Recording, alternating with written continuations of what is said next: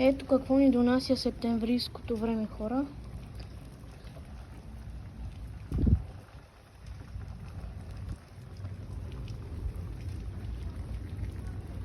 Много дъжд.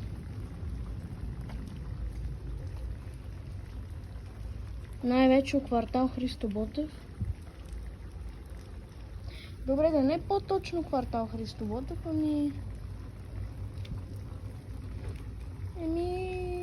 цяла София по-скоро, вали. То ето какво е времето.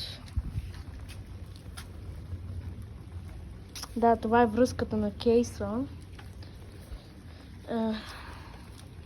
Така. Да, ето какво ни донася. Това не ми звучи като лято, нито изглежда като лято.